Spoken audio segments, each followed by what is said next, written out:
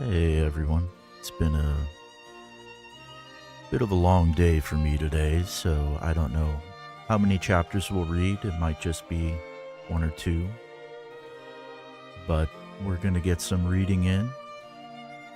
Kind of needs to happen if we're going to follow our story, right? That being said, I'm going to go ahead and be quiet for just a minute, listen to some tunes, collect myself. It's been a long day driving, and maybe make a nice cup of tea. That'll give you guys a few minutes, and maybe you'd like to have a cup of tea as well and just kick back and relax while I read for a little while. Thank you so much to those of you that have been joining me. I know there's only a couple of you, but I deeply appreciate it. And we'll catch back up in just a couple of minutes. All right.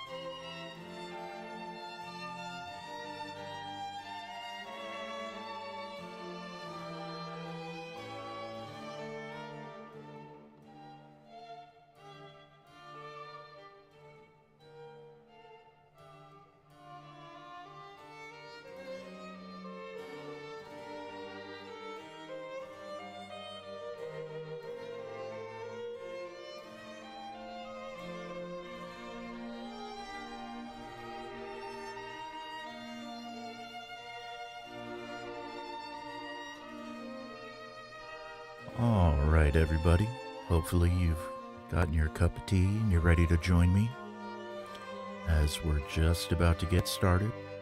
Chapter 15. So sit back, relax, and let's get going.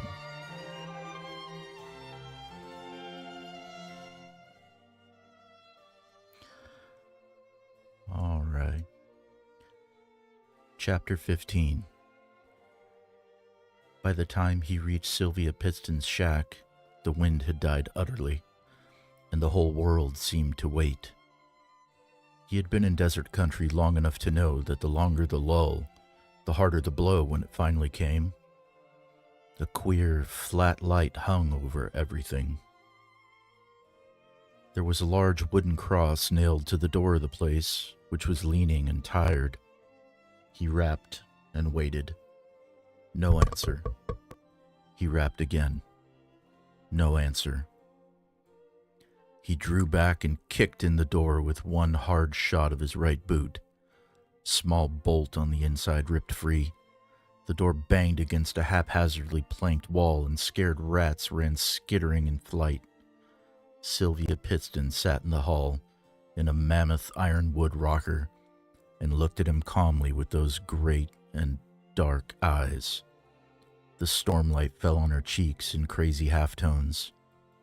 She wore a shawl, and the rocker made tiny squeaking noises. They looked at each other for a long, clockless moment. "You'll never catch him," she said. "You walk in the way of evil." "He came to you," the gunslinger said. "Into my bed. He spoke to me in the tongue, the high speech. He screwed you, in every sense of the word." She did not flinch. "You walk an evil way, gunslinger. You stand in shadows. You stood in the shadows of the holy place last night. Did you think I couldn't see you?" "Why did he heal the weed eater?" "He's an angel of God. He said so." "I hope he smiled when he said it." She drew her lip back from her teeth in an unconsciously feral gesture. "He told me you would follow. He told me what to do. He said you are the Antichrist." The gunslinger shook his head. "He didn't say that." She smiled up at him lazily. "He said you would want to bed me. Is it true?" "Did you ever meet a man who didn't want to bed you?" "The price of my flesh would be your life, gunslinger. He has got me with child, not his, but the child of a great king. If you invade me—" She let the lazy smile complete her thought. At the same time, she gestured with her huge, mountainous thighs. They stretched beneath her garment like pure marble slabs. The effect was dizzying. The gunslinger dropped his hands to the butt of his pistols.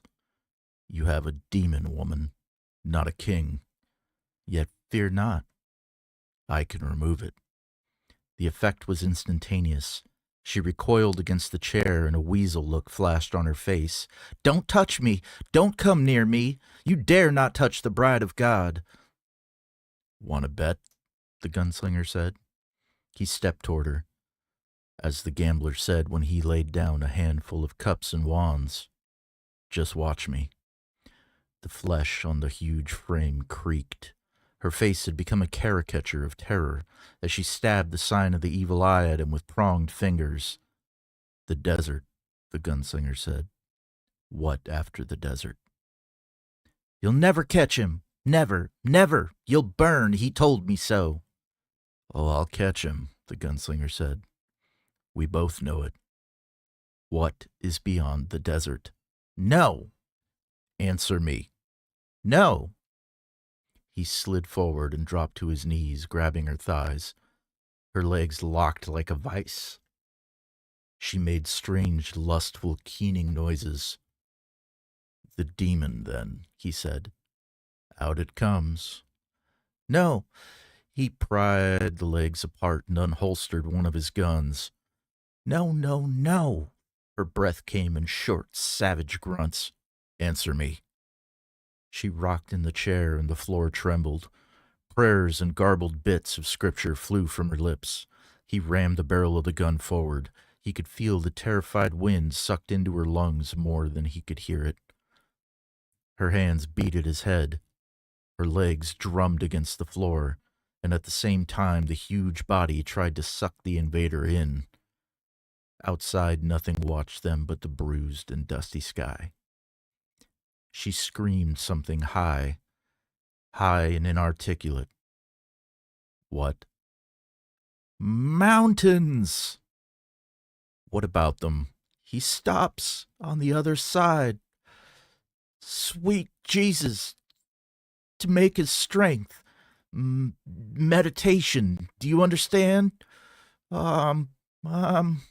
The whole huge mountain of flesh suddenly strained forward and upward, yet he was careful not to let her secret flesh touch him.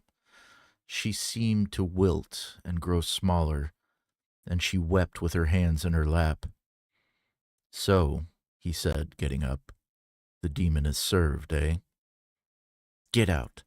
You've killed the child of the Crimson King, but you will be repaid. I set my watch and warrant on it. Now get out. Get out." He stopped at the door and looked back. "No child," he said briefly. "No angel. No prince. No demon. Leave me alone." He did.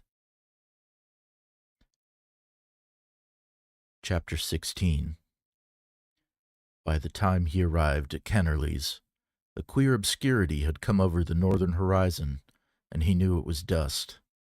Over Tull the air was still dead quiet. Kennerly was waiting for him on the chaff-strewn stage that was the floor of his barn. "Leavin'?"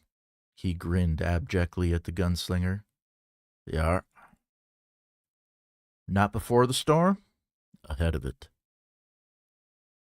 "The wind goes faster than any man on a mule. In the open it can kill you." "I'll want that mule now," the gunslinger said simply.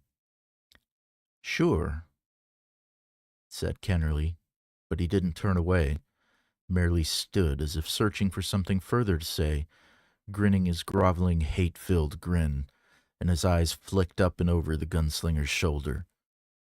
The gunslinger sidestepped and turned at the same time, and the heavy stick of stove wood that the girl Subi held swished through the air, grazing his elbow only. She lost hold of it with the force of her swing, and it clattered over the floor. In the explosive height of the loft, barn swallows took shadowed wing. The girl looked at him bovinely, her breast thrust with overripe grandeur at the wash-faded shirt she wore. One thumb sought the haven of her mouth with dreamlike slowness. The gunslinger turned back to Kennerly. Kennerly's grin was huge. His skin was waxy yellow. His eyes rolled in their sockets. "I," he began in a flame-filled whisper and could not continue. "The mule," the gunslinger prodded gently. Sure," Kennerly whispered. The grin now touched with incredulity that he should still be alive. He shuffled to get it. The gunslinger moved to where he could watch the man go. The hostler brought the mule back and handed him the bridle. "You get in and tend your sister," he said to Subi. Subi tossed her head and didn't move. The gunslinger left them there, staring at each other across the dusty, dropping-strewn floor. He with his sick grin, she with dumb, inanimate defiance. Outside, the heat was still like a hammer. And that ends chapter 16. I think that'll be it for this evening. We'll pick back up tomorrow evening, starting with chapter 17. I look forward to seeing you there. Hopefully the short reading wasn't too bad, and I look forward to seeing you guys tomorrow.